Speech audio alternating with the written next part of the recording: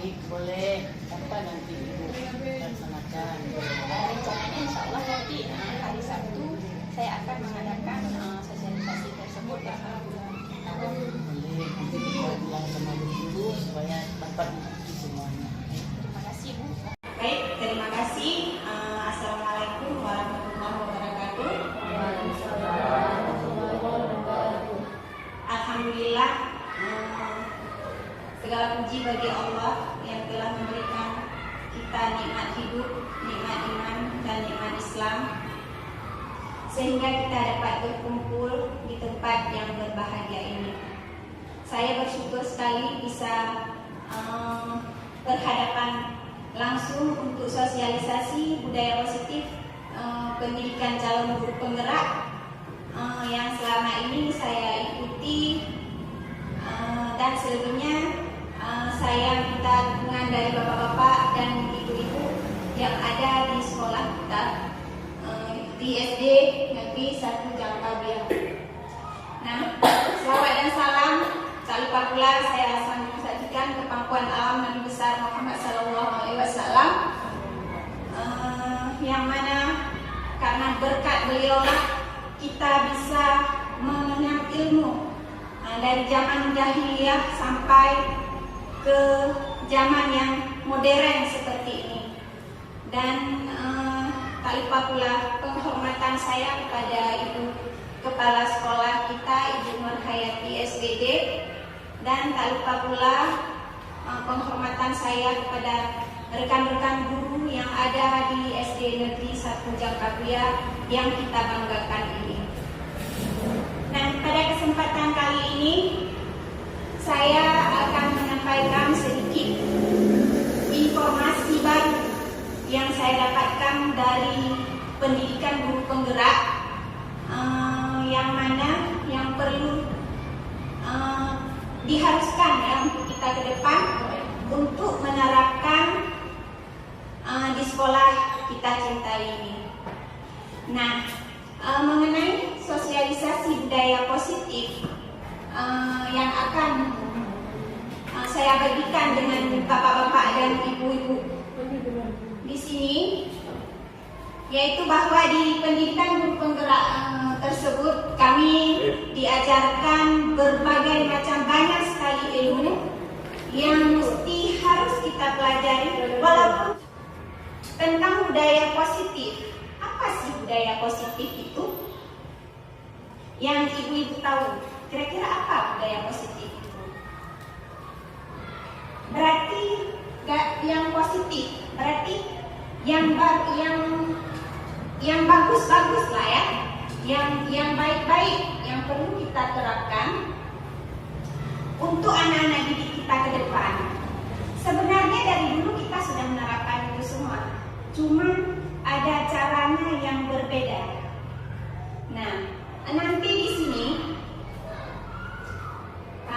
di budaya positif ini ada beberapa konsepnya, yaitu sebagai perubahan yaitu paradigma belajar, perubahan paradigma belajar, kemudian disiplin positif, bisa kita lihat, kemudian kebutuhan dasar manusia, selanjutnya posisi kontrol restitusi dan motivasi perilaku manusia, serta keyakinan kelas dan segitiga restitusi. Inilah konsep budaya positif yang harus kita ketahui untuk menerapkan keyakinan-keyakinan universal yang akan kita terapkan di sekolah kita. Nah, apa itu paradigma?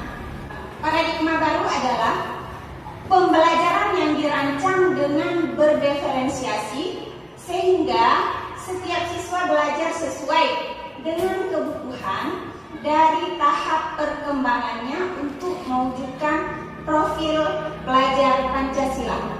Apa sih profil pelajar Pancasila? Tentunya ibu-ibu sudah pada tahu semua ya, apa saja yang masuk ke dalam profil pelajar Pancasila. Nah, di sini seperti kita lihat di layar kita, yang pertama profil pelajar Pancasila itu ialah Yang Maha Esa. Kemudian berkebinekaan global. Selanjutnya bergotong royong. Nah, kita harus memiliki sifat gotong royong yang perlu kita terapkan kepada pelajar-pelajar kita. Kemudian profil pelajar Pancasila itu harus mandiri, kreatif, dan inovatif. Kemudian bernalar kritis. Nah,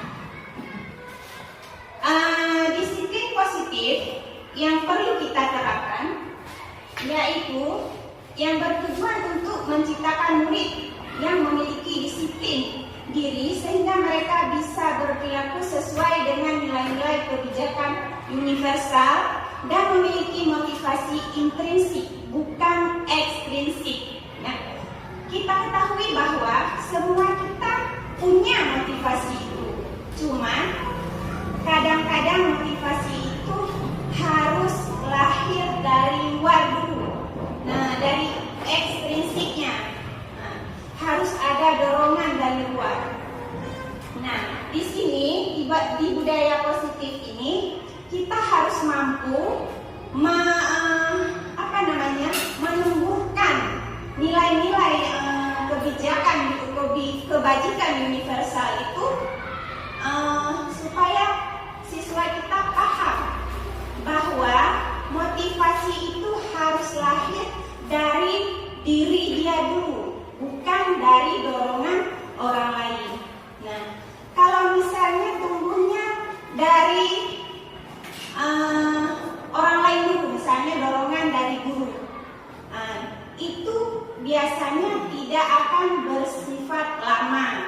Nah, kemudian kalau intrinsik itu dari dalam, berarti dia punya kesadaran untuk melakukan apa hal yang dia yakini bahwa itu bermanfaat bagi dia dan bermanfaat bagi orang lain.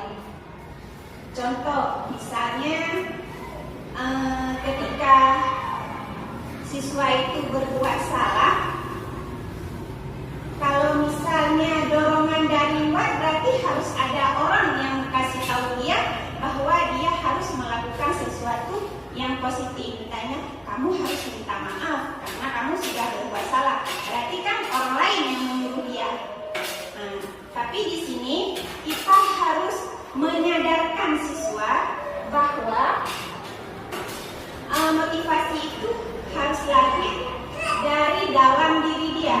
Berarti harus ada kesadaran dia sendiri untuk meminta maaf. Oh, saya sudah buat salah, berarti saya harus minta maaf sama dia. Ya kan begitu dulu.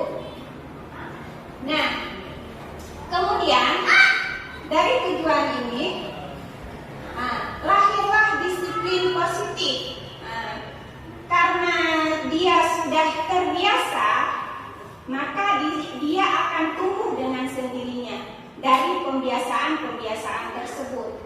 Disiplin positif merupakan salah satu cara penerapan disiplin untuk menumbuhkan kesadaran, membiasakan anak untuk melakukan sesuatu tanpa sogokan atau imbalan maupun hukuman. Jadi, anak itu mau buat sesuatu, dia tidak mengharapkan adanya imbalan dari orang lain. Misal contoh, saya mau belajar karena saya mau dapat ranking, biar dapat dikasih piala. Nah, berarti piala itu kan bentuk penghargaan yang kita kasih untuk dia. Nah, berarti piala itu merupakan bagaikan sogokan, iming-imingan untuk dia supaya dia mau belajar. Bukan kesadaran dia bahwa dia untuk bisa mencapai apa yang dia cita-citakan. Nah, berarti disiplin positif itu harus kita terapkan dari sedini mungkin dari penyadaran siswanya dulu. Lalu nanti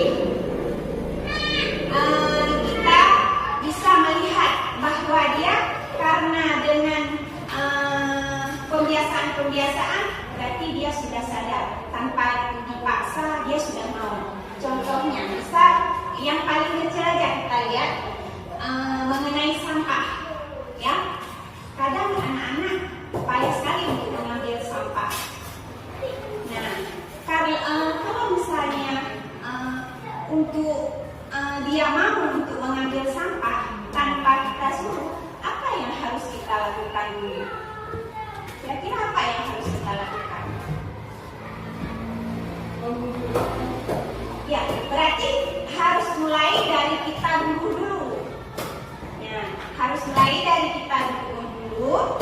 Nah, membiasakannya. Nanti siswa itu kita kasih tahu bahwa dengan banyaknya sampah akan banyak menimbulkan penyakit. Nah, dari di situ dia sadar bahwa oh, kalau misalnya nggak mau sakit kita harus jaga kebersihan. Nah, kalau misalnya banyak sampah berarti banyak nyamuk. Nyamuk itu kan bisa bawa penyakit. Nah, seperti itu kira-kira ya. Kemudian selanjutnya adalah kebutuhan dasar manusia. Kebutuhan dasar manusia ini ada beberapa, yaitu kebutuhan hidup seperti sandang dan pangan. Nah, di sini kenapa dikatakan dengan kebutuhan dasar manusia? Karena seorang anak itu kadang dia jengkel dengan kawannya karena ada sesuatu kebutuhan dia yang tidak terpenuhi, tapi kita tidak mengetahuinya. Nah, kadang di rumah dia ada masalah apa atau bagaimana, makanya sampai sekolah dia sampai sama kawan-kawannya temperamen, ya kan? Nah, ini berarti kita sebagai guru harus cari tahu. Nah, kenapa anak itu bersifat seperti itu? Kenapa sikapnya seperti itu? Kenapa dia berperilaku demikian? Berarti kita cari tahu dulu. Mungkin dia pergi sekolah jangankan apa, makan aja belum, ya kan? Nah, selanjutnya kasih sayang dan rasa. Mungkin dia butuh perhatian dari kita. Makanya dia suka. Kan ada anak-anak di kelas. Di sekolah kita pun banyak kan? Galak, coket-coket, mengganggu kawan. Mungkin dia caper, cari perhatian dari kawannya atau cari perhatian dari kita gurunya. Nah, kemudian penguasaan. Penguasaan ini bagaimana? Mungkin dia ada sifat yang ingin berkuasa, ya. Seolah-olah aku bisa, berarti dia harus nurut sama aku. Sok berkuasa. Kemudian kebebasan. Kalau kebebasan, kadang anak itu mau bebas, tidak mau terikat ya dengan peraturan-peraturan yang membuat dia enak kadang kan? Tanpa apa? Dia sadari bahwa peraturan yang sudah kita terapkan di sekolah kita merupakan suatu hal yang baik untuk masa depan dia. Nah, karena dia merasa tidak bebas, jadi mereka bangkang. Nah, selanjutnya kesenangan. Kadang kalau bahasa Aceh kita bilang kegalak-galak, bisa-bisa ya. Nah, gitu. Nah, selanjutnya motivasi perilaku manusia. Seperti saya katakan tadi, motivasi itu ada dua ya, ada dari dalam dan ada dari luar. Nah, yang perlu kita tumbuhkan yaitu yang sangat penting itu yang dari dalam. Karena yang dari dalam itu dia akan bersifat lama.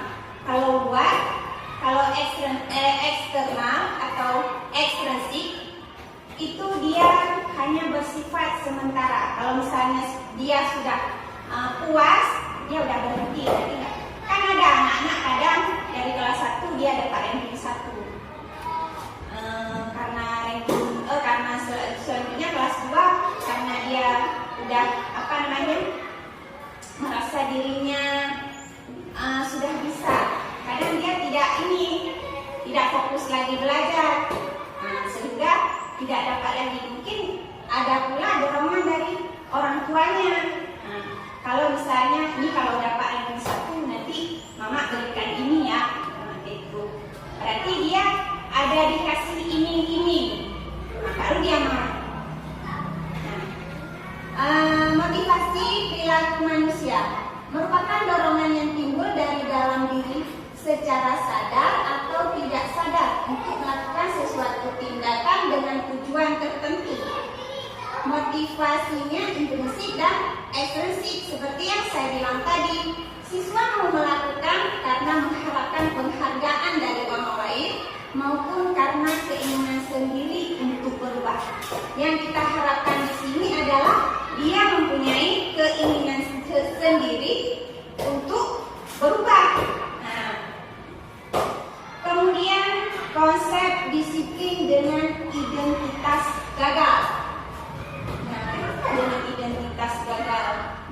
sini terlihat ada hukuman dengan penghargaan. Kira-kira kenapa ya Bapak Ibu? Kenapa hukuman dan penghargaan itu disebut dengan identitas gagal? Nah, kita lihat sama-sama. Hukuman itu menyakitkan, ya kan? Menyakitkan. Kemudian membuat murid merasa takut dengan adanya hukuman. Memaksa sehingga menimbulkan rasa tidak nyaman pada diri murid. Membuat murid menyembunyikan keadaannya dan membuat murid menjadi rendah diri.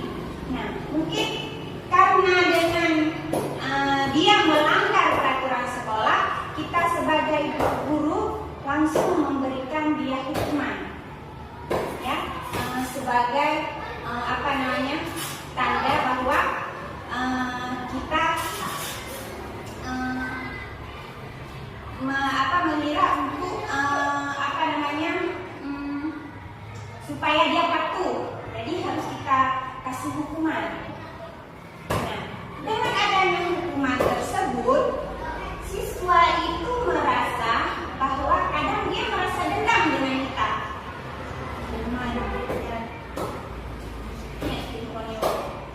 Dia merasa ada sakit hati karena hukumannya. Misalnya ada siswa yang terlambat. Kenapa kamu terlambat ya? Tiap hari kamu aja yang terlambat. Sebenarnya kita pun tidak boleh seperti itu. Jangan langsung memberi hukuman, karena hukuman itu membuat siswa kadang sakit hati, minder, kemudian dia menyembunyikan, berbohong dengan keadaan yang sebenarnya. Nah, ini makanya disebut dengan identitas gagal. Selanjutnya penghargaan. Kenapa penghargaan juga disebut dengan identitas gagal? Karena seperti yang saya bilang tadi, karena dengan penghargaan, siswa mau melakukan karena ada impian tadi. Kalau misalnya tidak dikasih apa-apa, berarti dia tidak akan melakukannya lagi. Berarti dia tidak akan bersifat lama, jangka waktunya pendek. Maka dengan sendirinya itu bisa hilang. Kadang dia mau melakukan, saya mau melakukan ini karena nanti saya kasih ini. Kalau kita nggak kasih, berarti dia tidak mau lagi. Makanya dia dikatakan dengan motivasi eksternal atau ekstrinsik. Nah, kemudian ada lagi konsep disiplin dengan identitas sukses. Nah, di sini ada yang namanya konsekuensi dan restitusi. Konsekuensi pengukur jangka pendek. Siswa dimonitor. Perlu disuruh dulu, baru dia mau melakukan. Untuk menghormati peraturan serta pertanggungjawaban atas kesalahan yang dia lakukan. Kenapa di sini dia termasuk ke dalam identitas gagal? Konsekuensi, berarti konsekuensi itu kan setiap dia melakukan kesalahan dia tahu resikonya apa. Berarti kalau misalnya saya begini nanti berarti resikonya ini. Makanya dia tidak mau melakukannya. Berarti itu sudah termasuk dari dalam diri dia. Nah, selanjutnya restitusi. Ini yang menarik yang kami pelajari. Penerapan konsep disiplin yang harus dipertanggungjawabkan oleh siswa atas perilakunya. Kesadaran yang lahir dari dalam diri murid ketika melakukan kesalahan seperti meminta maaf dan memperbaiki kesalahannya dan tidak akan mengulangnya lagi. Siswa ditanamkan sikap tanggung jawab atas perilakunya. Murid dia bisa menghargai dan menghormati dirinya sendiri dan menghormati orang lain sehingga bersemangat untuk memperbaiki kesalahannya. Nah, di sini karena adanya restitusi itu, siswa sadar, oh saya tidak akan melakukan ini akan membuat saya celaka. Nah, oh kalau saya buat seperti ini nanti saya yang rugi.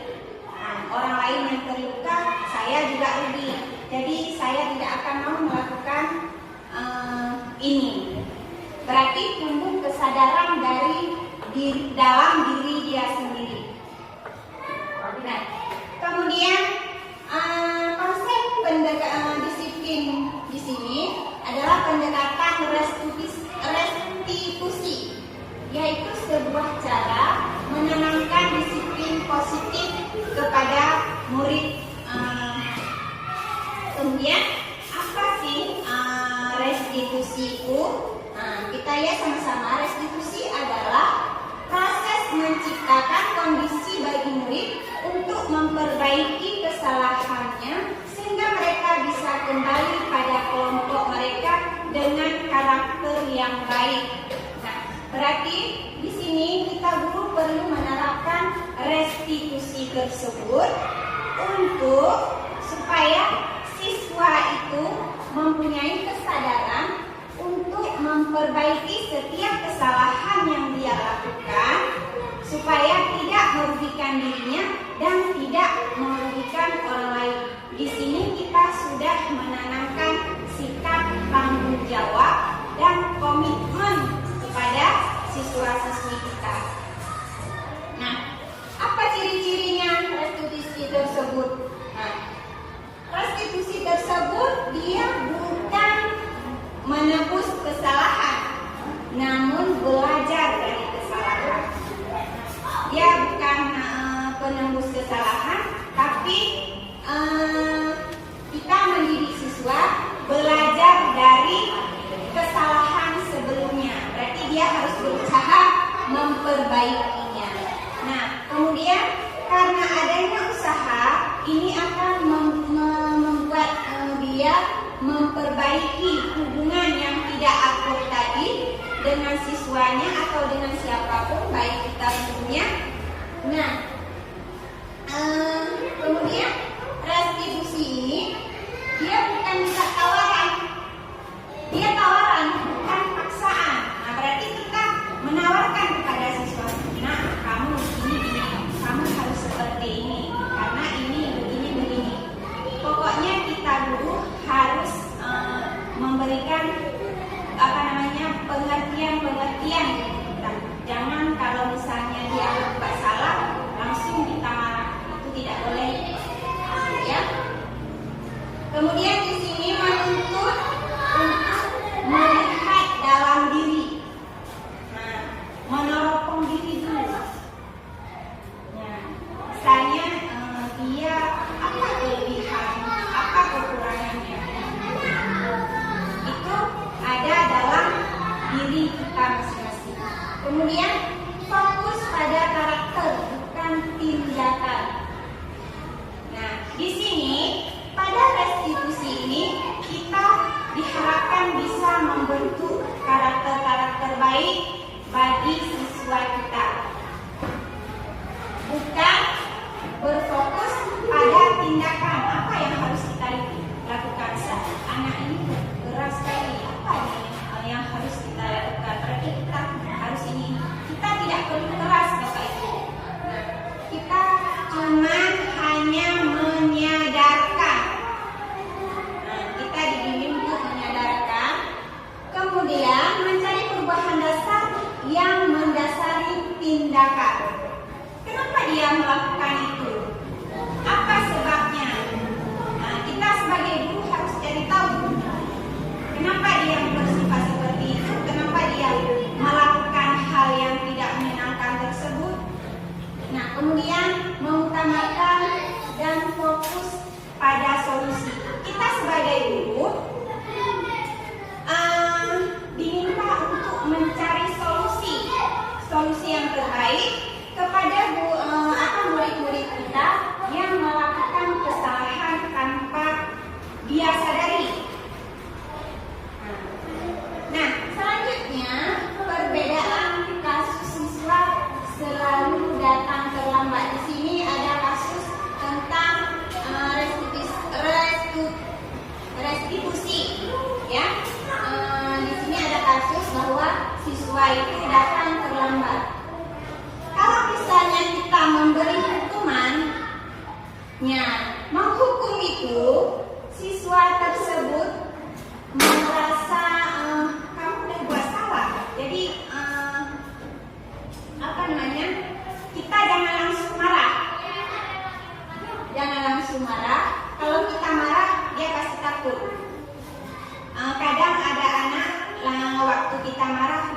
langsung drop.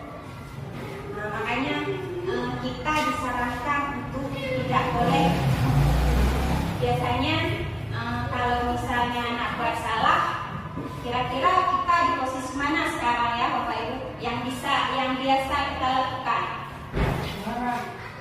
Ya, saya dulu juga demikian. Pasti dia kan, misalnya ada buat PR, pasti kita kasih hukuman, ya kan? Nah, niat itu baik, tapi itu dianggap kurang tepat. Nah, kalau misalnya konsekuensi, guru memberikan konsekuensi untuk memanfaatkan waktu istirahatnya sebagai gantinya. Nah, kalau misalnya kamu tadi kan terlambat 10 menit. Nah, kamu tidak boleh jam istirahat, kamu tidak boleh langsung keluar, kamu harus selesaikan pelajaran kamu dulu. Nah, berarti nanti dia tahu, oh berarti kalau misalnya saya terlambat, nanti jam istirahat, saya nggak boleh langsung istirahat. Harus selesaikan tugas dulu. Nah, gitu. Kemudian guru di sini dianggap tegas, ya. Siswa itu dibiasakan untuk menghormati peraturan. Nah, kemudian restitusi. Kita sebagai guru menanyakan sebelum kita memasuki ajaran baru kemarin, pas pertama kali kita masuk kelas itu kan 3 hari pertama itu nggak langsung belajar ya Bapak Ibu. Kita mengenali lingkungan sekolah dulu. Kemudian di situ kita bisa mengajak siswa untuk membuat kalau dulu kita bilang peraturan kelas. Tapi kalau sekarang kalau peraturan kelas itu kurang cocok katanya dengan kurikulum kita yang baru, ya. Jadi kita sudah sepakat membuat peraturan-peraturan, misalnya kita kelas 4 sebelum masuk harus beri salam, kemudian sebelum dan sesudah belajar kita harus baca doa dulu, kemudian kalau lagi belajar kita tidak boleh mengganggu kawan. Kelas kita harus selalu terlihat rapi, bersih. Seperti itu peraturan yang kita buat bersama siswa, yang kita sepakati bersama. Nah, ketika dia melakukan suatu kesalahan, kita kembali menanyakan, masih ingatkan dengan kesepakatan kita yang kemarin itu, kita tidak boleh seperti ini. Nanti siswa kita minta ikut memberikan solusi, ya. Nah, di sini itu dianggap terbuka dan siswa bisa menghargai dirinya dan bisa menghargai orang lain. Nah, 5 posisi kontrol restitusi. Kira-kira apa ya? Ini ada 5. Nah, ada 5 sebagai penghukum, membuat rasa bersalah teman, pemantau, dan manajer. Nah, posisi kita sebagai guru yang diharapkan ke depan Bapak Ibu, ini kita dikenalkan dengan 5 posisi kontrol, ya. Kemudian kalau di posisi pertama itu artinya setiap orang itu harus menghapus itu semua sampai bersih. Ini ada kasus yang kedua. Ini kemarin terjadi di kelas kita, kelas 4. Kemudian anak tersebut memang dia suka nulis, ya. Ketika jam istirahat ada spidol di situ, dia coret-coret dinding. Ada kawannya melapor ke saya dan ini kasusnya saya angkat kembali. Kemudian pas minggu itu kita sudah masuk pada materi ini, materi budaya positif di pendidikan guru penggerak. Nah, di sini kami sudah membaca-bacanya di LMS di modul 14. Kemudian dikenalkan dengan 5 posisi kontrol ini.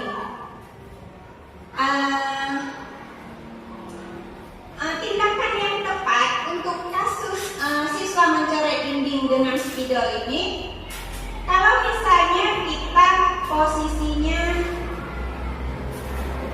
saya mau tanya nih sama ibu, kira-kira kalau misalnya bapak ibu ada kasus seperti ini, kira-kira bapak ibu berada di posisi kontrol yang mana?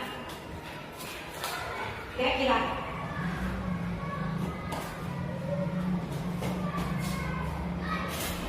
Tapi biasanya kalau dulu kita pasti berada di posisi nomor 1 sebagai penghukum. Nah, di sini cara kita kalau misalnya kita sebagai penghukum, kamu sudah mencoret itu, kamu hapus itu sampai bersih. Kira-kira siswa sakit hati enggak ya? Pasti sakit. Berarti ada timbul rasa tidak nyaman, kemudian ada rasa dendam biasanya. Kalau misalnya kita berada di posisi pembuat rasa bersalah, kita bisa bilang sama dia, "Nek, sudah berapa kali diulang? Kamu kan setiap hari kayak gini, ibu kecewa sama kamu." Berarti dia mikir, oh gara-gara saya seperti ini, ada rasa bersalah sama dia. Kemudian kalau teman, kita menganggap dia sebagai teman. Nah, ayolah kita jaga kebersihan kelas kita. Kita ajak dia, kita anggap dia sebagai teman kita. Ibu kan sudah bilang baik-baik, bilang ke ibu. Tapi harus kita bilangin dengan penuh kesabaran. Kalau misalnya apa, nanti kita bersihkan sama ya. Kita ajak dia, tidak boleh marah. Kemudian yang keempat, posisi pemantau. Kita hanya memantau. Kamu sudah melanggar. Kamu tahu kan peraturan sekolah kita? Kamu tahu kan kalau kamu sudah berbuat salah, apa nanti konsekuensinya? Ini posisi kita sebagai pemantau. Kita hanya memantau. Kemudian di posisi yang kelima adalah manajer. Posisi ini adalah posisi yang diharuskan kita punya bagi kita guru-guru hebat. Kita harus berada pada posisi yang nomor 5 ini, yaitu posisi sebagai manajer. Kita tanya dia, kalau di posisi manajer, nah, kamu tahu nggak kenapa kamu dipanggil ke kantor? Pasti dia nggak tahu, Bu, atau iya, Bu. Nah, kamu tahu kan kalau misalnya kamu berbuat seperti ini, resikonya ini akan merugikan kamu. Kemudian kamu ingatkan dengan peraturan sekolah kita kasih nasihat. Kita ingatkan dia pada keyakinan kelas yang sudah kita sepakati bersama. Kemudian kamu sudah membuat kesalahan. Kira-kira ke depan kamu mau nggak memperbaikinya? Mau nggak? Jadi kira-kira kamu akan melakukan apa? Apa tindakan kamu? Kita sama-sama mencari solusi terhadap masalah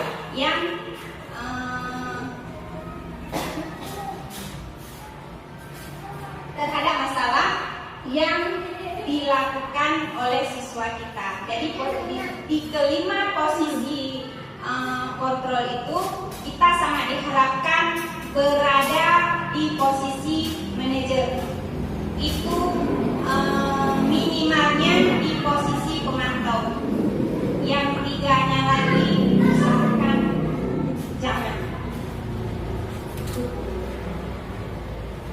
Nah, cara membuat keyakinan kelas seperti yang saya bilang tadi, kalau dulu kita biasa menyebutkan dengan peraturan kelas, tapi sekarang dikatakan dengan keyakinan. Mengapa keyakinan kelas? Kenapa tidak peraturan kelas? Nah, kalau misalnya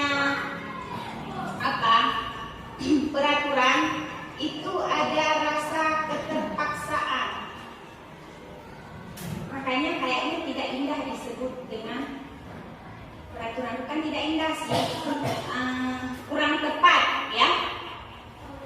Kalau misalnya keyakinan itu berarti sesuatu hal yang kita yakini, karena yakin kita mau melakukannya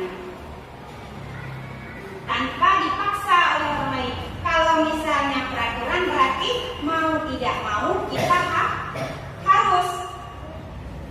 Contoh sepertinya mengapa kita mematuhi peraturan tentang penggunaan helm pada saat mengendarai kendaraan bermotor? Kira-kira kenapa? Ini kan sudah peraturan, ya kan? Setiap mengendarai sepeda motor kita harus menggunakan helm. Kenapa? Walaupun tanpa disuruh, kalau misalnya kita mau bepergian, kita pasti cari helm. Kira-kira kenapa? Nah, di sini kalau misalnya kita tidak pakai helm, kita sudah sadar nanti kalau kenapa-napa bagaimana, ya kan? Berarti itulah yang dinamakan dengan keyakinan. Makanya kita mau mengikuti keyakinan itu. Yang kedua, mengapa kita mematuhi peraturan tentang menggunakan masker dan mencuci tangan setiap saat, apalagi di keadaan kita yang COVID yang seperti kemarin itu. Berarti kita tahu resikonya apa kalau kita tidak memakai masker. Inilah yang dinamakan dengan keyakinan. Karena keyakinan kita kepada sesuatu, maka timbullah peraturan bagi kita sendiri. Nah, makanya lebih indah dikatakan dengan keyakinan.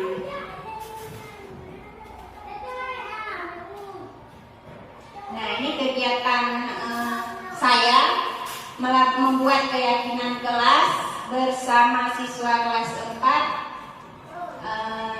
sebulan yang lalu ya, tidak salah. Kemudian saya sosialisasikan pertama, kemudian sama-sama merumuskan peraturan menjadi keyakinan. Dan saya sebelumnya kasih tahu dulu ke siswanya, sosialisasi, kemudian meminta pendapat mereka, menuliskan pendapat mereka, karena siswa kita hari itu pas hadir cuma 15 orang, kita cuma 18 orang, yang hadir 15. Jadi kepada satu siswa saya kasih 2 lembar, berarti dia boleh mengeluarkan 2 pendapat.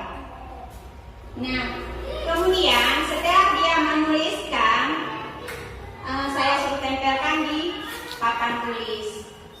Nah, dari situ kita mengkaji ulang apa pendapat-pendapat siswa.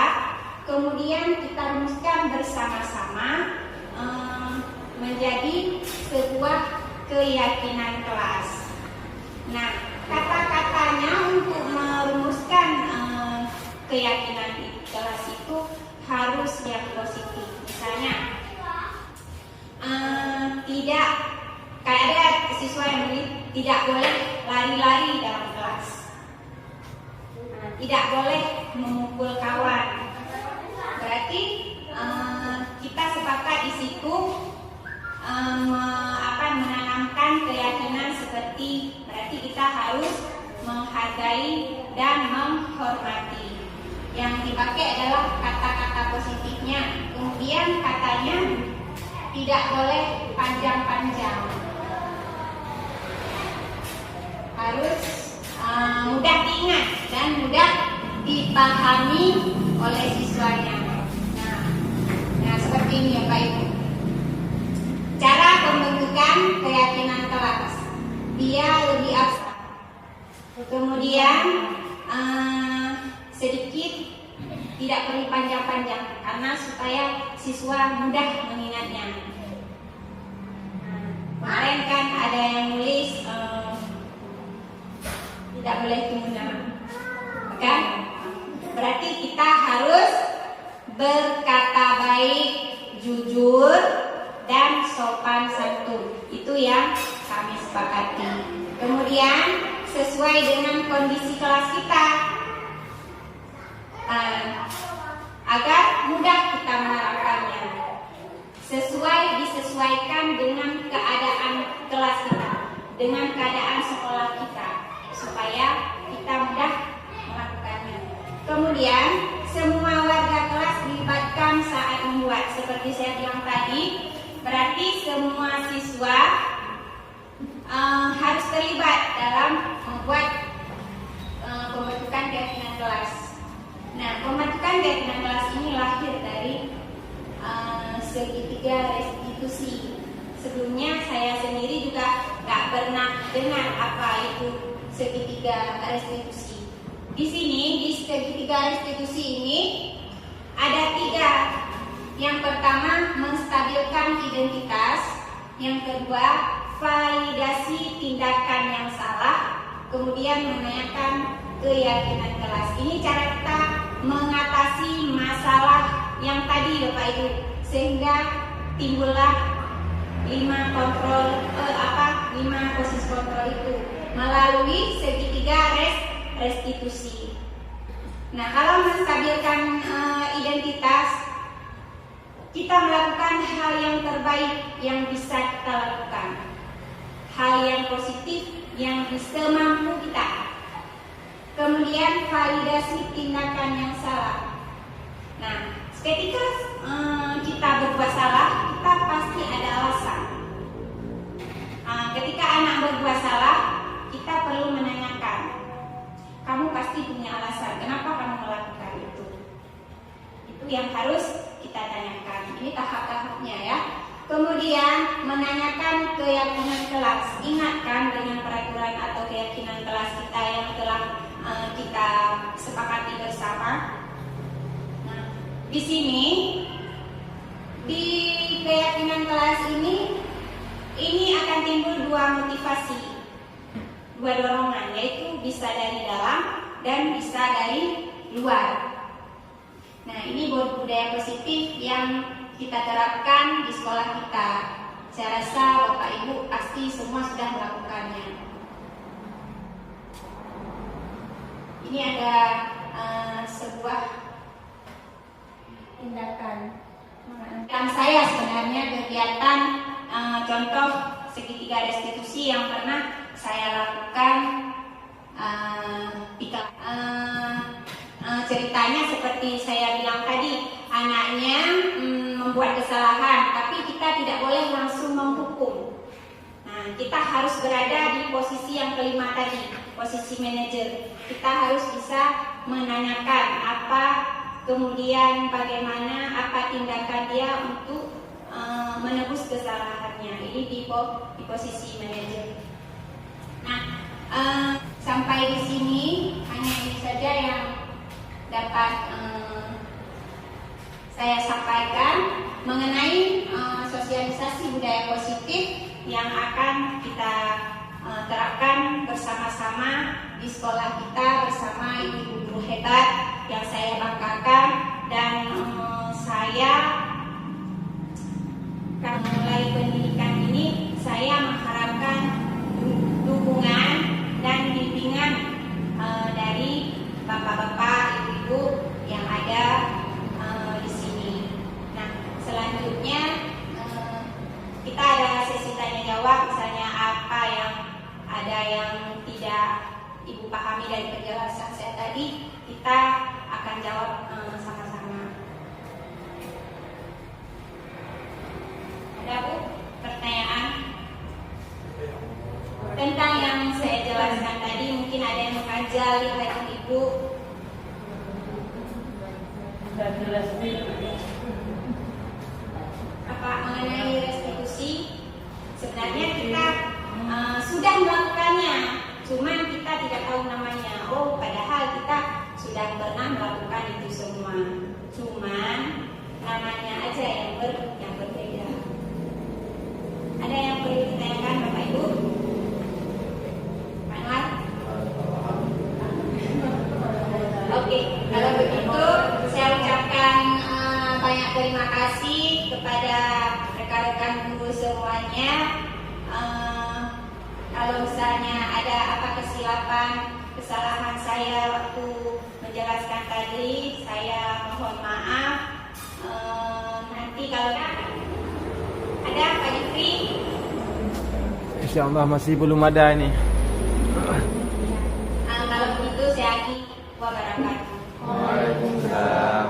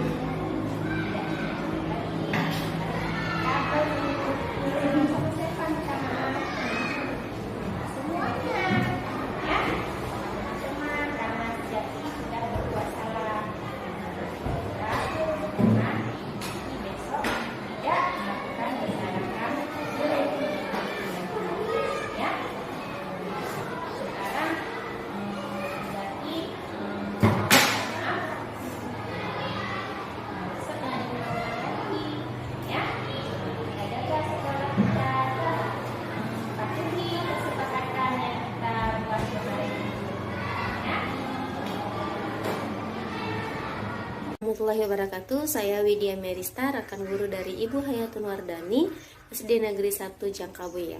Menurut saya, mengenai sosialisasi penerapan budaya positif yang akan kita terapkan di sekolah kita melalui segitiga restitusi, merupakan hal yang menarik ya, yang bisa kita tumbuh kembangkan pada diri peserta didik kita. Dan mudah-mudahan kita bisa mengikuti jejak Ibu Hayatun Wardani dengan menerapkan keyakinan-keyakinan kelas bersama siswa untuk menumbuhkan karakter baik sesuai dengan profil pelajar Pancasila. Sekian, terima kasih. Assalamualaikum warahmatullahi wabarakatuh.